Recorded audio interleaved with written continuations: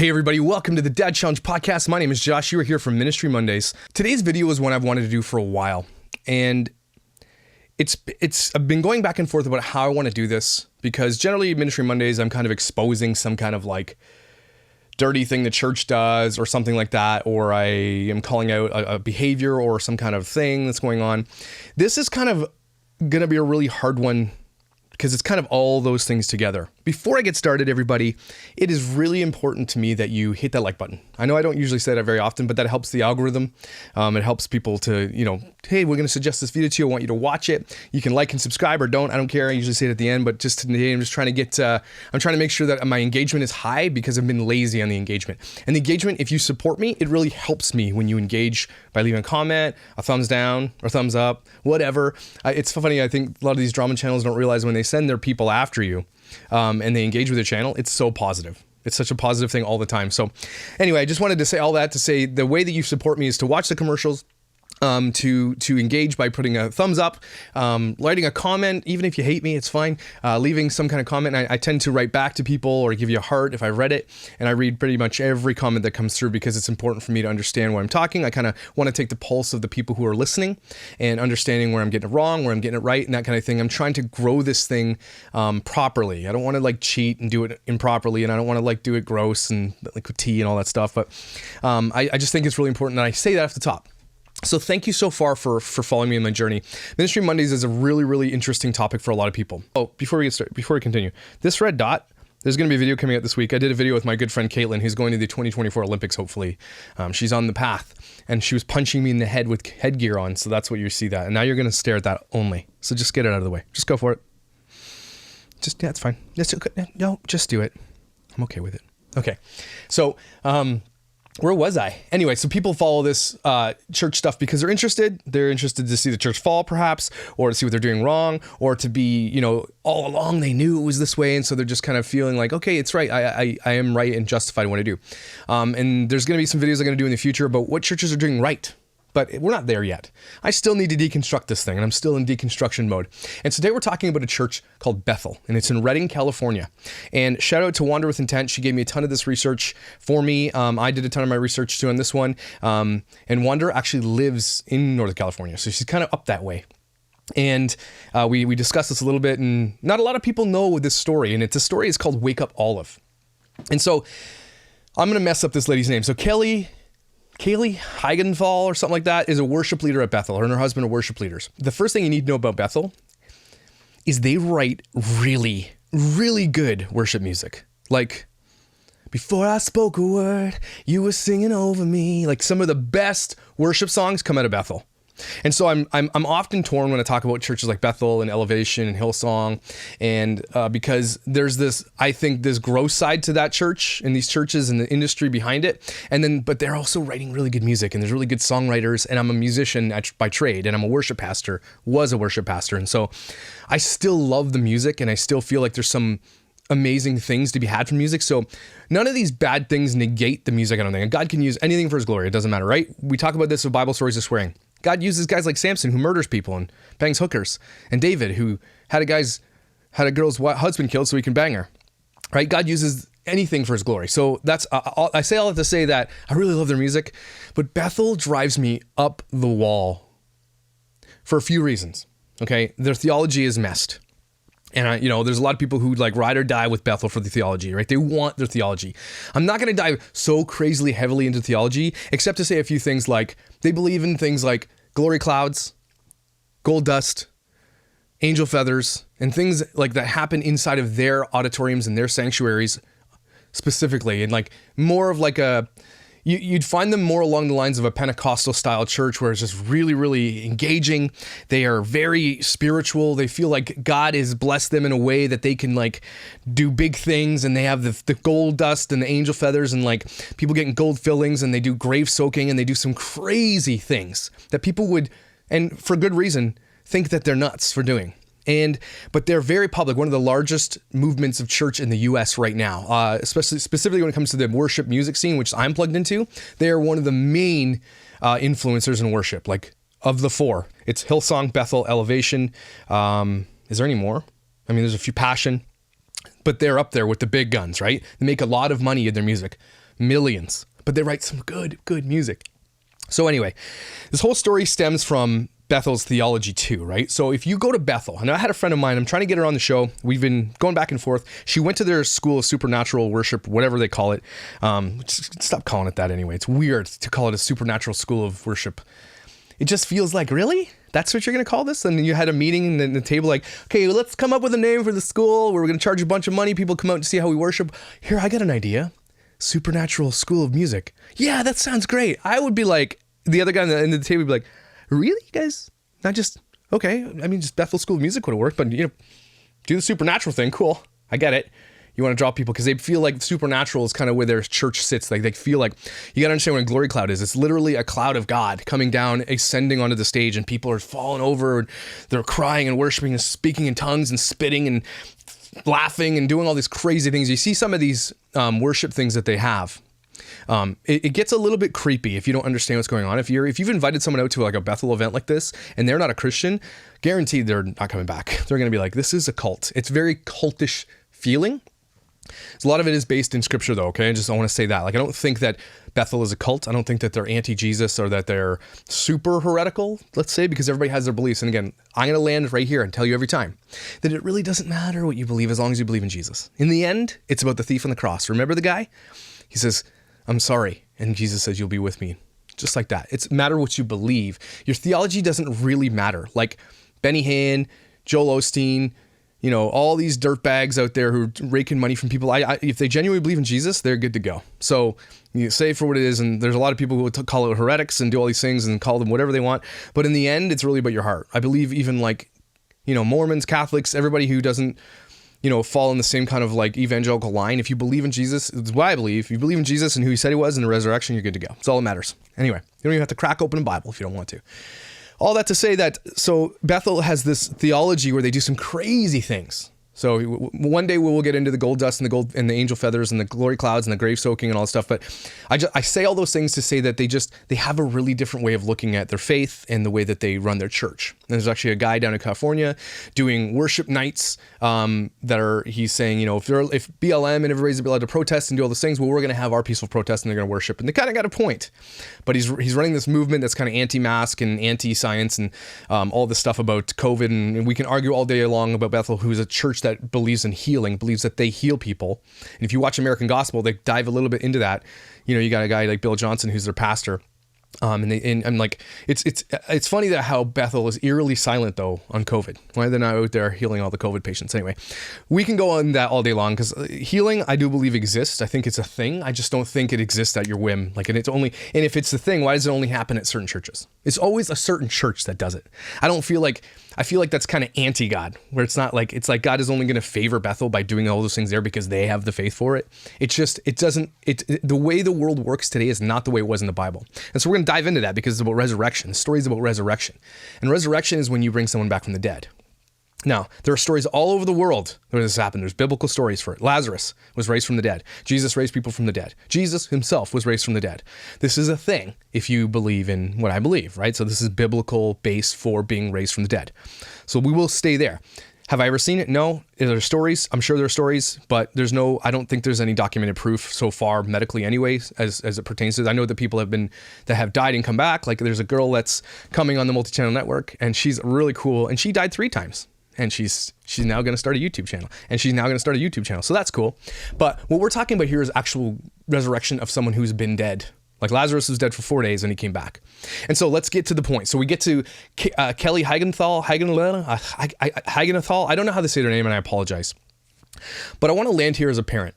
So this is going to be 2 parts. I'm a parent and I'm a believer, right? I'm ex-pastor and I understand a little bit of theology and I understand a little bit of the Bible. I'm not saying I'm a biblical scholar by any means. I'm not.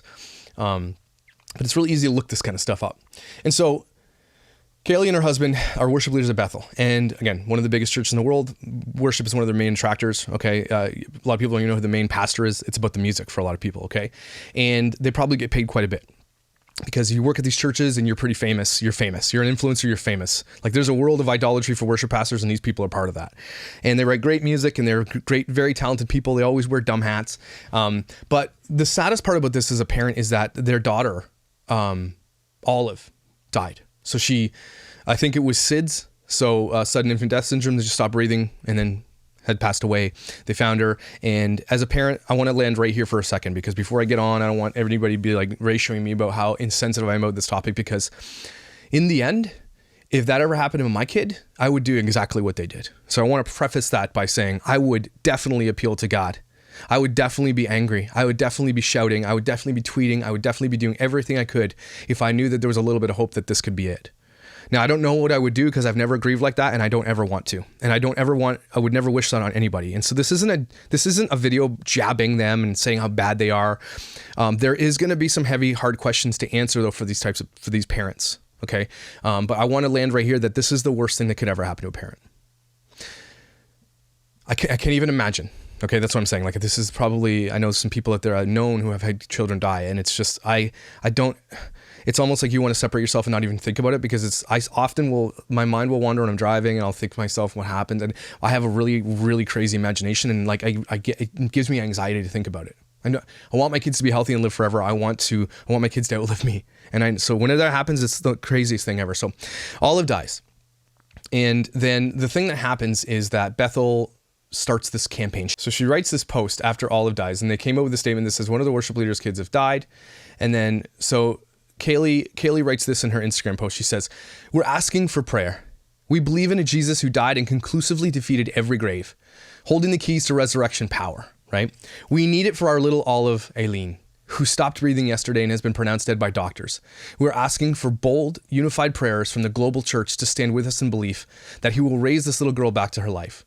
Her time here is not done, and it is our time to believe boldly and with confidence wield what King Jesus paid for. It's time for her to come to life." So it's a powerful statement, first of all, right there. And again, as a parent, I would try everything in my absolute power to bring my little girl back to life. I would be right where she is. So I want to say that.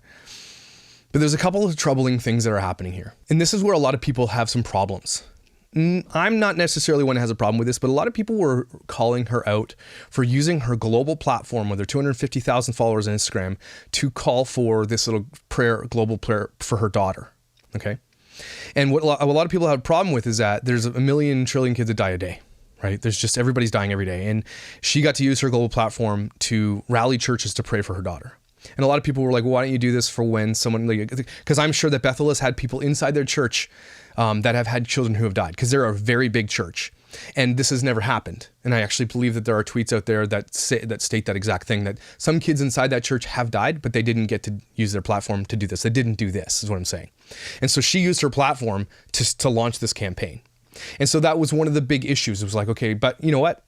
If I had that power, I'd do it too. So let's not pretend you wouldn't do it. But the issue is that she's a leader of this church. She gets paid to be there, and she's a spiritual influencer and advisor and a worship leader. And so the fact that there were probably people that go to that church that didn't get offered the same platform to lobby God to do what they wanted can be construed as, that's not cool, right? So, but again, I'm not going to blame her for that. And then this church put it on their sign, Covenant Community Warriors, which is, that's weird that they have a church with a football logo. America, you guys. It says Covenant CCS, I guess it's a school. So it's a Covenant Community School. Okay, that's why. Okay. "We are still standing in faith for Olive and her family. We're asking our friends and family for the faith to pray to declare life over her. We were reminded of Lazarus in John 11. Lazarus come from that tomb. Okay, we serve the resurrected King." So what's happening here is they're saying, well, Jesus did it for Lazarus. Can we just stop here for a second and say, yep, Jesus raised people from the dead. Jesus is not here anymore. Okay, it's this confidence thing that says, look, Jesus did it, so we can do it. To me, that is cocky. Okay, to me that is like, really? I'm not Jesus. I'm not going to claim the power of Jesus. I'm not going to say I could do the things Jesus did. I can say things in faith. To say, God, I'd love for you to do these things in faith. They say in the Bible, the faith of a mustard seed can move a mountain. Like, real true faith can do big things. And I do believe that. I just believe that none of us have that ability. I just don't think in the world we live in right now, the faith that a lot of us have is just not powerful enough to do what we want it to do. And that could mean a lot of things. I don't know. But what it means is that's kind of cocky. Is what I'm saying. It's like, oh, Jesus raised Lazarus from the dead, so he's going to, and that's kind of what they're basing this on. They're saying, well, Jesus did it for Lazarus, so we know that it happened, so God, you have to do this for Olive now. Basically, I know that they're not truly saying, oh, you're doing this. But it's to the world, it sounds like that's what they're saying. It sounds like they're being very, God, do this. They're declaring it and not asking or humbling themselves for it. Does that make sense? So they're not really saying, oh, please. It's more like you are. And there's a difference in the language there. So she goes on to read this. She goes on for the next week. She says, I don't know where day 2 went. Anyway, it says day 3 is a really good day for resurrection. We are overwhelmed with gratitude by your outpouring of love for us and faith for Olive. Again, faith for Olive. It's not faith for Olive. It's faith for Jesus. Anyway, Jesus is faithful and true, and he's riding in with the victory he bought for Olive. Olive, Aileen, means victorious awakening. We call on the mighty, all-sufficient name of Jesus, and we call you back by name, sweet girl. You will live. Thank you for your faith-filled declarations. Keep them coming. Worship Jesus with us. He is moving. He is good. He is worthy. He's alive. Let's land right there. You will live. This is what I'm saying. These declarative statements, although are from a passionate mother who has had a child that has died, which I couldn't understand. But the point that you're missing, and this is the point that really sucks, this is the point that really hurts, is that you have this public platform of a church that is very public. You have 250,000 followers on Instagram, which is crazy. You're a worship leader. You're not, you know what I mean? And a lot of them, they live their life and then they make a lot of money doing this stuff. So what you're doing is you're declaring something and you're saying you will live. You are declaring that it's happening. You are telling God that this has to happen. You're almost putting it on God. If you don't do this, look how many people are following me. And if you don't do this, like, you're going to discredit yourself. She's using her influence on social media. This is so weird, to lobby God to do what she wants him to do. And again, I would do it too. Anything to bring your daughter back. I agree. But I just feel like we got to talk about this from the outside perspective, because how many people want to see the church fall? How many people are watching? But there's Facebook groups out there that are against Bethel in big ways, okay? Thousands of members who are trying to get them done because they think they're heretics. And these aren't atheists. These aren't agnostic people. They're Christians who want Bethel brought down because of the lies that they might have been telling or the fake path that people have been going down. But we'll talk about that another day, because I mean, as long as the path leads to Jesus, I don't care how you get there. So again, I just wanted to say that it's a declarative statement, meaning that they are confident that it's going to happen. Okay. And this is day 3. Little Olive is sitting in the morgue, day 3. Okay. Then it says Carrie Joby, who's one of the most prolific female worship leaders in the world, probably the most, and the wealthiest, probably, worship leader, one of the wealthiest worship leaders in general. Very, very talented, very powerful singer. I remember going to a conference and there's no way you could talk to her. She's a rock star, right? She's famous. In the world of Christianity, we're going to talk about this another day. Famous Christians, we have to talk about famous Christians. It should not be a thing. Anyway, I mean famous Christians for being Christian, not like people who are like Chris Pratt, who's a Christian. That's not what I'm talking about. I'm talking about people who use their platform to become famous as Christians. Anyway, so this is what Carrie Joby says. We are still standing in faith for Olive to wake up. Rita Springer Post says it's so powerful and wisely. Thousands are contending in prayer right now for Olive. What we're asking for is supernatural. The belief for life to come into what is dead and not what many would feel normal. But if you have a relationship with God of Scripture, then you have set yourself in a family of the new normal. Call it crazy, but here's the wild thing about faith. If you get God into your veins, everything that once felt normal starts to feel like an excuse to stay safe. And faith or belief in God ages in us. It gets older in us when you carry it for years. It grows deep in the roots of maturity and no longer sits in religious walls and judges what can be. She's right there. No longer sits in religious walls. I like that point.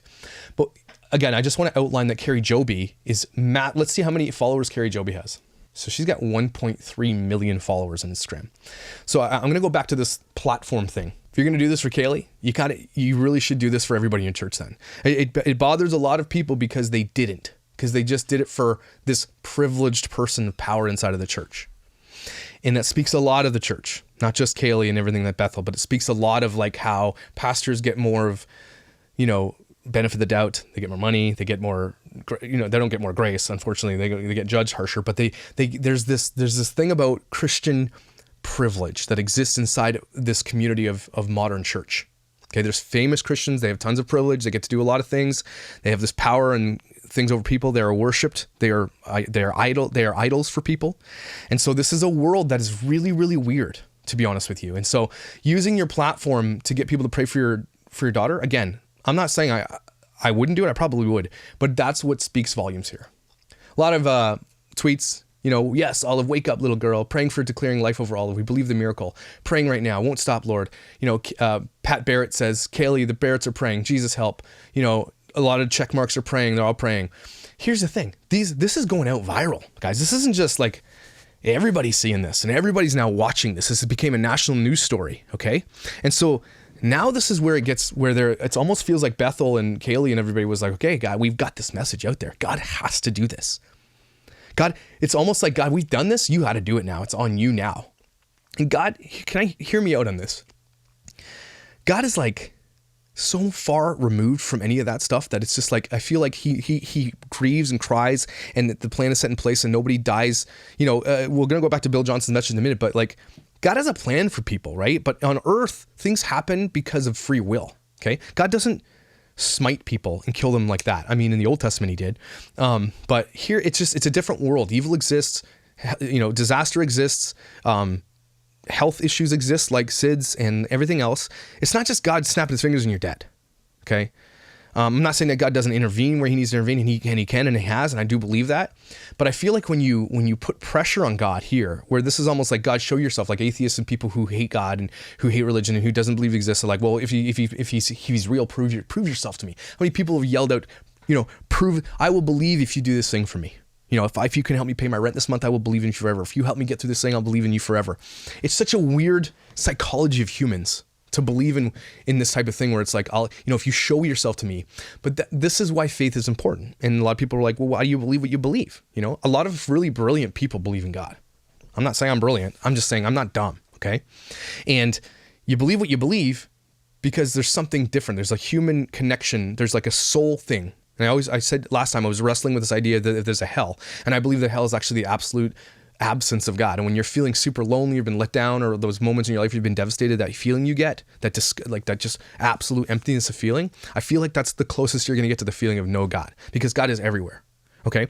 And so I say all that to say that it's lobbying God is not going to get you anywhere. God does not do the will of a human being. Okay. It's completely opposite. We do the will of God. We will say, if it's your will, we'll do it. If it's your will to raise Olive, then let it be, right? Not you will rise from the dead. There's a big declarative difference here, okay? Where you're saying, you are literally thinking that you can use Instagram to lobby God. To me, that is crazy.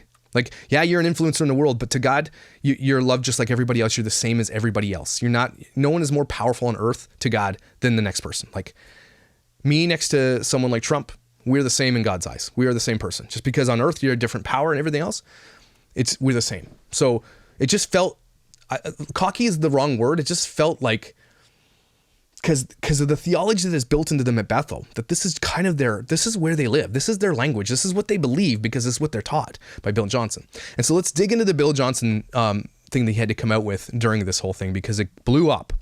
And it started a fiery conversation on Twitter and Instagram and everywhere else. And she was getting ratioed. And the thing is, there was no reason for anybody to hate on this person ever. She lost a daughter.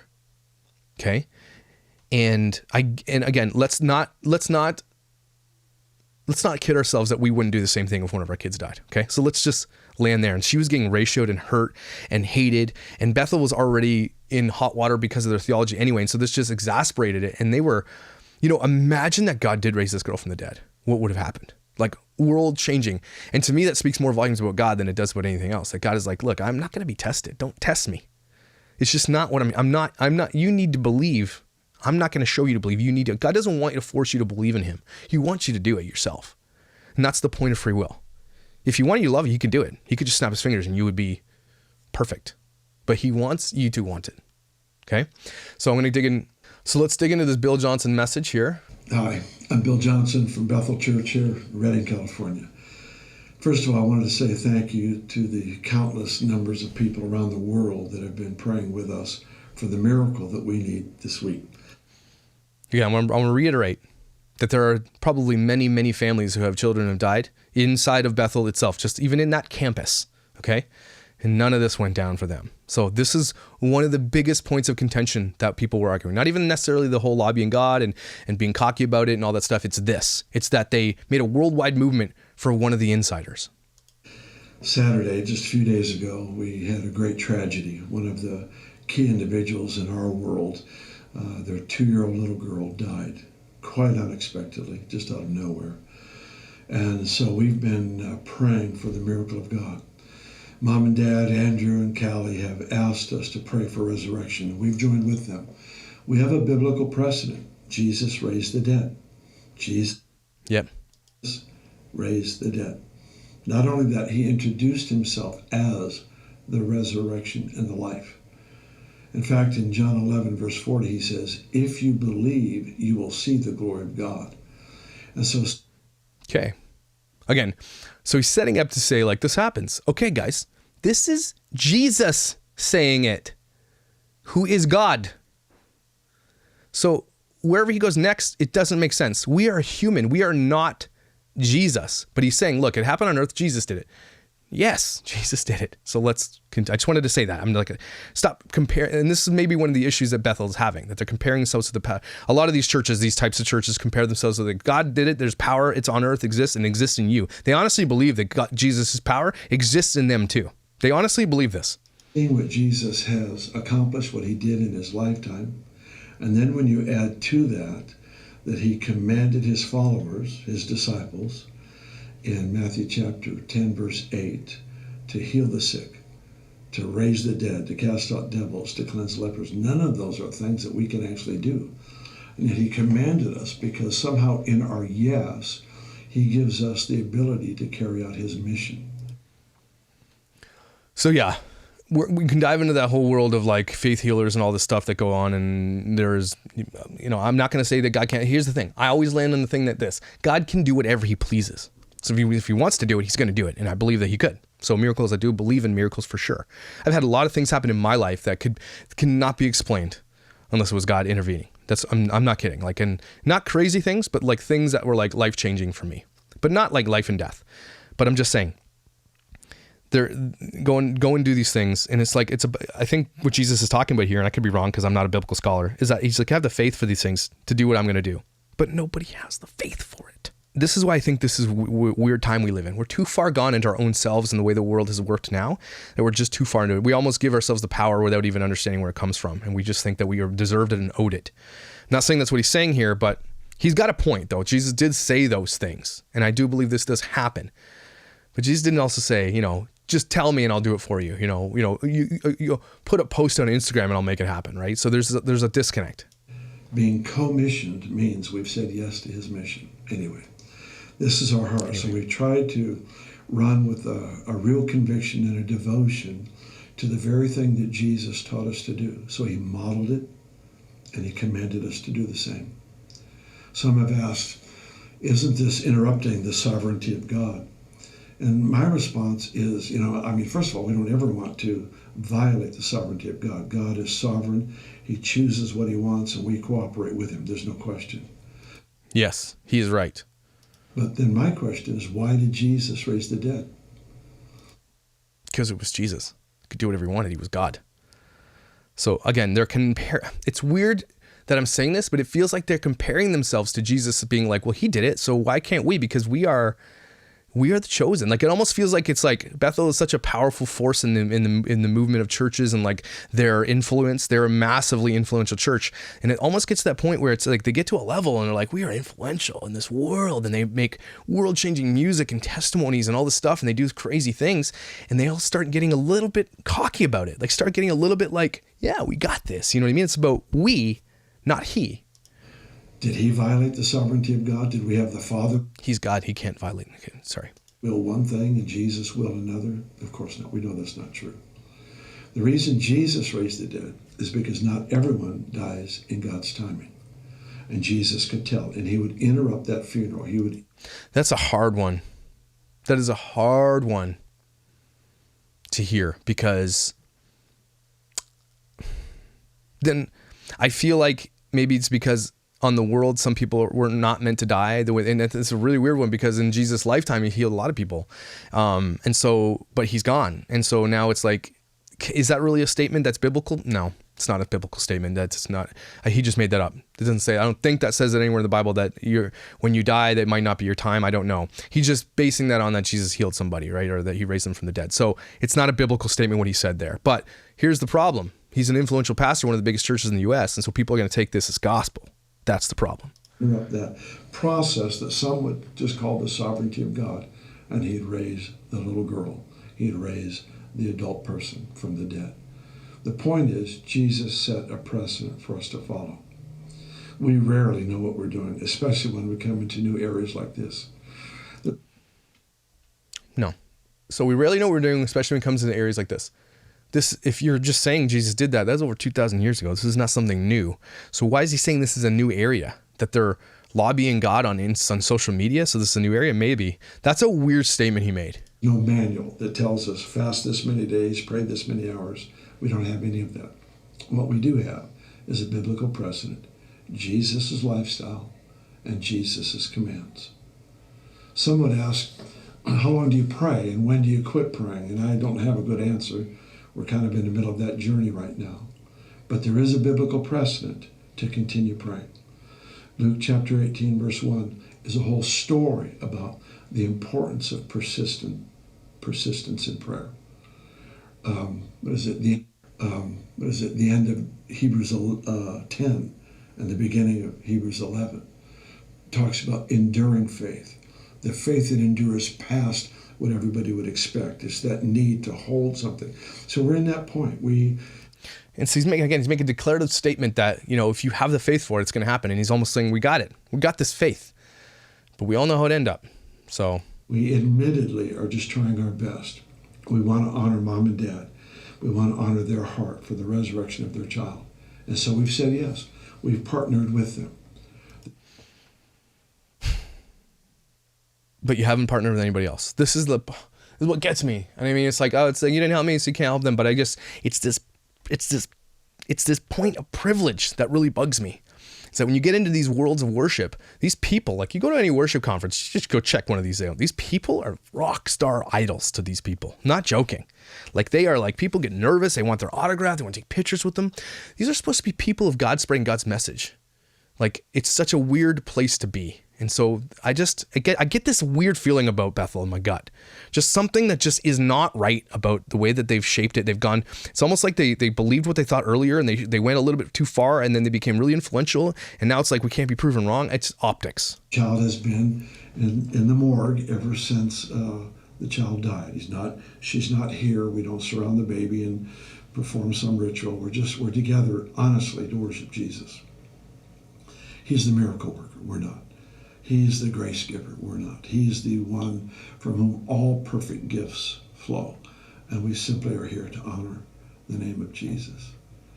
We know enough about this process through the years. We know enough that when there's a breakthrough, when there's an answer, when there's a miracle of any kind, he gets the glory. He gets the credit. He's the one who performed it. It may have been our hands, may have been our words, but honestly, he's the miracle worker. We're just tools in his hands. But when it doesn't work, we don't blame God. We give him the glory. So he's projecting here. This guy knows 100% it's not going to work. Like I laugh because it's like everybody's just waiting bated breath. They know this is not going to happen. They're just waiting for the moment where they admit it. So a lot of churches will do this. They'll protect themselves optically by saying, well, if he doesn't, then it's God's plan. If he does, it's God's plan. It's just like you're safe everywhere. But at this point, they've gone too far. They've got this massive viral campaign on social media, Twitter, Instagram, with all the influencers and everybody praying for them and blue check marks everywhere, saying everything. People are watching. And so he had to come out and say this because it was really important to say, well, if it doesn't work, then, that's God too, But you can't negate the fact that they were so sure God was going to do it. You will rise. Don't forget the words, everybody. We give him the praise. We celebrate his goodness, his kindness, because nothing about our experience, difficult or not, changes who he is. We are spending our life trying to discover this wonderful, wonderful Father who is so perfect in every way. And our passion, our heart is to discover that and to make it known. We've got a planet of people that are hurting so deeply. Okay, pastors, man. Frick. They just go, I got a chance here to keep talking about to talk about 10 million other things. Just stay topic, man. That's why no one likes going to church. You're so boring.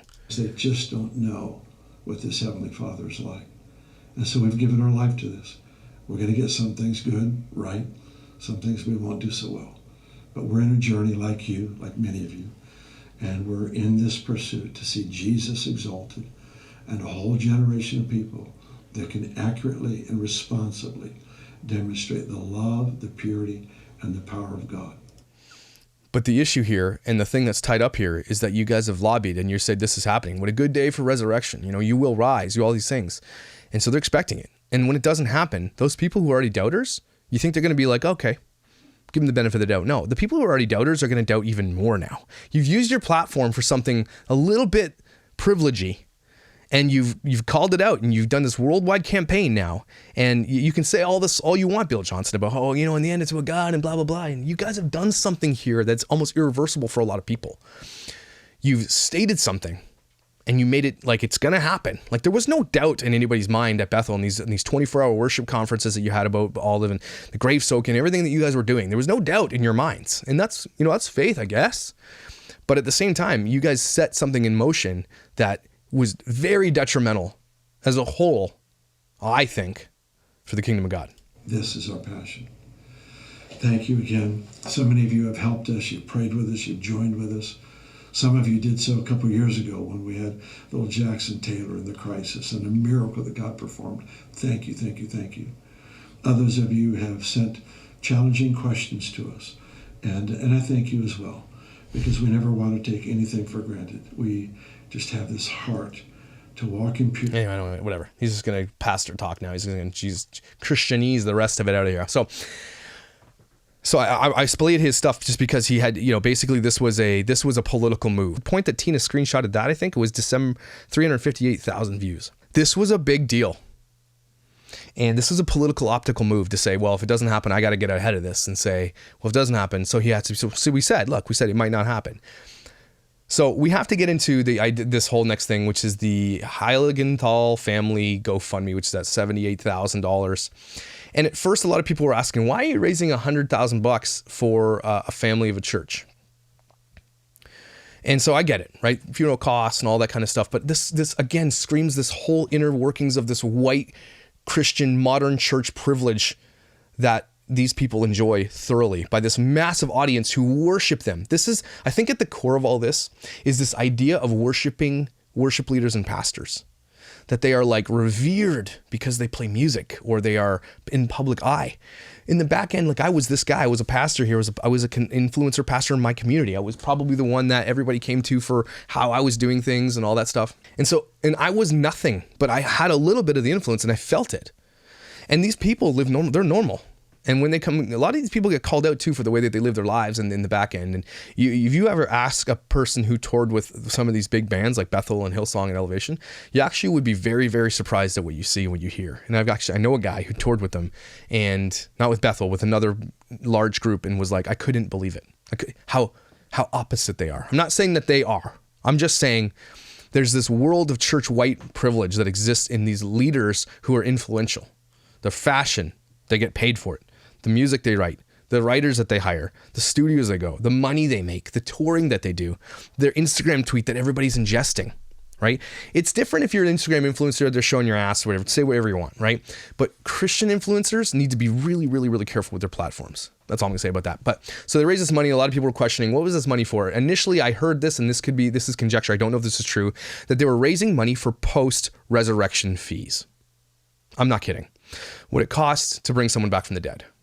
So there's fees for documents and you have to take a time off to go to Hawaii and take a break and go for a family vacation and all this stuff and all that stuff. I'm not saying that they don't deserve it. And any family that's going through struggles, throw as much money as you can at them. Give them as much as you can possibly get them so they can get through a couple of years. I'm all for it.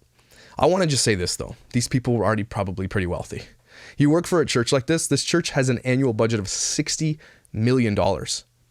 And I don't even think that has anything to do with their music, their royalties and things that come in. Because imagine this. On any given Sunday, a Bethel song is definitely being played at over, I want to say 25,000 churches. And I'm just making these numbers up, but it's based on my own. I know that in the US there's, 100,000 churches. I don't know. I can do more numbers. I'm just saying, let's just take this for example. There's 100,000 churches playing one Bethel song every Sunday. They get paid every time that song gets played by CCLI. Okay, CCLI takes fees from churches. If you project lyrics, if you play the song, if you use the tracks, that artist gets paid. Bethel gets paid. Okay, they make a lot of money. Why didn't just Bethel help them? They have more money than they ever know what to do with. They have so much, $60 million a year to run an annual budget. Why are they doing a GoFundMe? That there again, this is why people are getting so upset, because there's poor people that reside in Bethel Church, poor people who've had kids who have died, poor people who are still poor. And they're raising money for already wealthy people who are already influential, who tour, who live their life as rock stars, who enjoy like all this is, you know how they make their money? They write music and they perform music. And that is my dream. So I'm jealous, but I'm saying that is a dream job of dream jobs. They don't do anything otherwise. They don't even do the back end. They don't write chord charts. They don't do Pro Presenter. They don't do any of the administrative. They probably have full-time administrators. They literally are rock stars. They walk in with their skinny jeans and their weird hats. They write tunes for hours. They play them on Sunday. They are idolized. They walk off and they live their lives and they make a lot of money. It is definitely a video I'm doing soon. It is very weird culture that we live in, and that we hold these people up as idols. That GoFundMe sits with me wrong, because I know that Bethel could have afforded it. And so they should have not, Bethel should have stepped forward and said, hey, take that down. We are going to help them, whatever it costs to send them away, to help them. We're going to give them a year off to grieve. We're going to pay all their salaries. We're going to give, Bethel could have done it. Bethel did nothing about it. So that screams a little bit icky to me. That's all I'm saying. GoFundMes are awesome. I'm just saying, when you already have a ton of money, it hits me a little bit weird. So we're up to this point, and Bill Johnson had to come out and obviously do this political optic stunt where he's like, okay, well, it's probably not going to happen. So I got to come out and say, this is not going to happen. So the fallout happens after Olive obviously does not raise from the dead, right? Olive has passed away. They do her funeral, and Bethel kind of goes a little bit eerily silent on the whole thing. It's just weird that they had this massive movement and it doesn't happen, and parents are just, okay, they're heartbroken. First of all, let's just, of course. But then there's this fallout, and you got to know as a parent and as somebody who's a leader of a mega church, a massive influential church, what have I done? For me as a leader, if that ever happened to me, not only would I be heartbroken my kid did not get raised from the dead, of course I would be devastated. But at the same time, now I have to answer to everybody who was like, are you crazy? And that is this is the hardest part of this whole story, is that she believed this stuff. I don't believe that she didn't believe it. I honestly, truly believe in her heart, she definitely believed this. And that's going to go back to the idea of Bethel itself and the theology that it spouts to everybody that goes there. It's very cultish in a way. And if you go to the supernatural, there's a lot of people out there who whistleblow on this church a lot about the stuff that they're doing, because in the end, there's no reason to have bad theology. There's no reason to do all this stuff, and except to make yourself feel good. It's just almost like wealth and prosperity ministries. There's just nothing that benefits from this. Nobody benefits from lies, especially when you're throwing gold dust through your HVAC system, okay? And fake feathers and all this stuff. Nobody benefits from that. It actually makes it worse. So I'm going through Kaylee's Instagram. Day 5 is a really good day for resurrection. I've never been more grateful for Jesus. He is endlessly worthy of our trust, love, faith, and risk, right? So she's saying she's risking it. And that's day 5. This kid has not been buried. They're not having any plans to have a funeral. They're so confident this is going to happen. So Lazarus was 4 days, let's say there. Then her next post was, so that was on December 18th. And then her next post was 10 days later. So there's a 10-day period here where they had to kind of come to the terms that God was not going to raise, even though you were so confident that he was going to do it. And that's heartbreaking in 2 ways. You lost a kid. You probably lost a little bit of faith in Jesus, even though the stuff that's been built into you by your church is the one that let you down, not Jesus. And so there's got to be some wrestling there. There's got to be some anger, and for good reason, justifiable anger at God. Look, it's not a sin to be angry at God, everybody. It's really not. You can be angry, you can swear, you can yell, you can scream, you can show him, you can hate him. You are human. And so the hardest part about this whole story is at this point where she has to deal with everybody. God is, in her mind, probably let her down. In her church, she's let her church down, in the whole world of the community of people that spread this for her.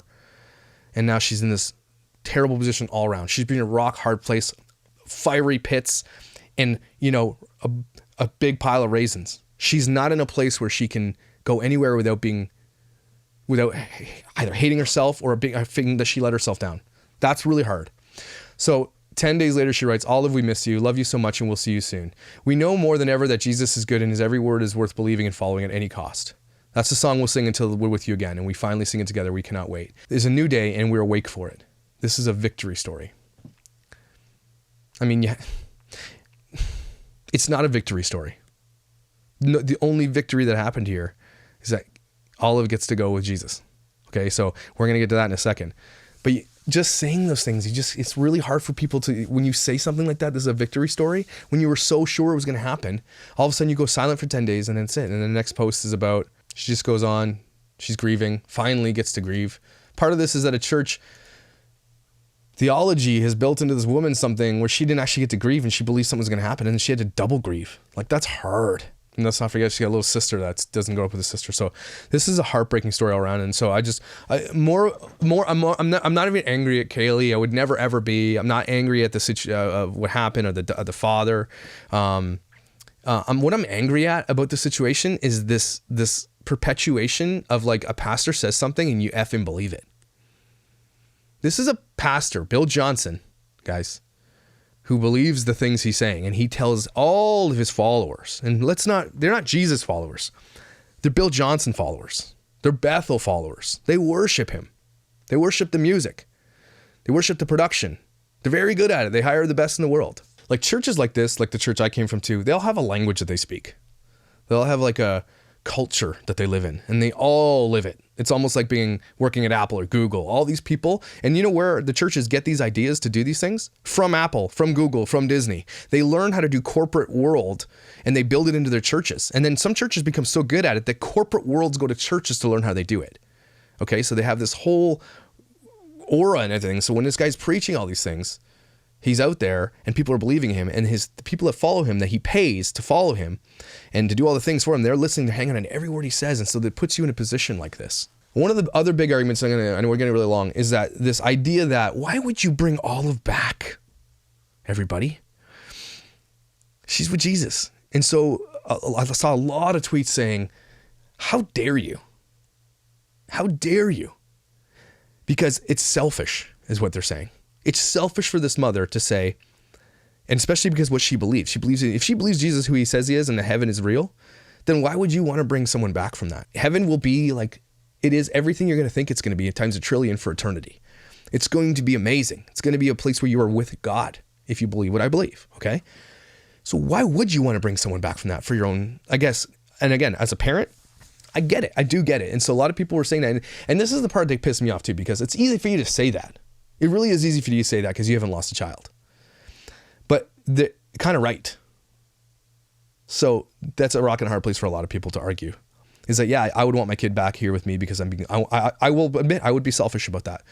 But imagine a kid being in heaven for 5 days, 6 days, and then all of a sudden you're back. It's just a lot of people couldn't square that. They're like, why would you want to bring her back from that? So that's another big, just a fleeting thought that doesn't really deserve a lot of conversation, but it is there for you to munch on. But let's not forget, at the end, there's a mother here that didn't really get to grieve because she was taught to believe that she could petition God with her major social media platform and all her friends who had major social media platforms and her privilege in her church that allowed her to give her a platform to do this, and then went along with her for this. And then the whole world watched it, and the whole world watched it not happen. At the core here, there's a disconnect. And so when Bethel comes out and says, we're the ones who perform the miracles, we're the ones who do this, we're the ones who can heal, we're the ones who have the angel dust and the cloud of glory and the grave soaking and all these crazy weird things, it doesn't, you can't square it, because why does it only happen at one place? Or like, why does it only happen why do people speak in tongues only at Pentecostal churches? Why does it only happen at certain places? And it's always that place, like Benny Hinn and all these people. Like, these people are, it's fake to me, is what I'm saying. It's fake. I mean, there are genuine things that happen in the world, I do believe. I don't think they happen at these mega churches that have TV cameras on. I think they happen with missionaries in like Africa, where you're never going to see it or have proof for it. They need there to be proof for it because they're building their whole platform and they make a lot of money off this platform. They pay a lot of people, these churches, these worship leaders make a lot of money, and they're doing GoFundMe to send them to Hawaii for vacations when they could have just paid out of their pocket like that. And it would have been a minuscule drop in the bucket of their budget. Okay, $100,000 of a $60 million budget. That's like me giving my kid $1 to go to get something at 7-Eleven. Okay, it's nothing. And where do they spend this money? It's a nonprofit organization. $60 million. All that to say, this Wake Up Olive story was really heartbreaking, and we need to separate the mother's grief from the whole situation, because I believe that she's been taught to believe this, and there's been a lot of people waking up from Bethel these days. A lot of people calling out and doing a ton of stuff and just saying, they're waking up to it. Anyway, so that's another whole video, and I'm not going to stop talking about Bethel. There's some crazy things I want to talk about with Bethel. So, if you want to dig more into the story, there's a lot more to it than I've given you, but this Wake Up Olive story was heartbreaking on so many levels, but it was one of those big ones that talks about churches and their theology and how damaging it could be to the people who serve there and believe it and drink the Kool-Aid, and to the people around them watching for them to fail, because they want you to fail. And then they did. And then people blame God when it's actually bad theology. So, like and subscribe or don't, whatever. This has been a crazy video. I hope you enjoyed it. If you have any questions about this type of stuff, I'm always there to answer. I'm not a theology, professor. I'm not a biblical scholar. I do know what I know. I've studied a little bit, and I do understand my theology. I know what I believe anyways, if that's what you're asking. I know what I believe, and I do believe that it is shifting too. So, that's crazy. So I hope you guys have an amazing Monday, and I will see you probably tomorrow for something else. Not as deep as this and crazy, but what a crazy story. What a crazy story.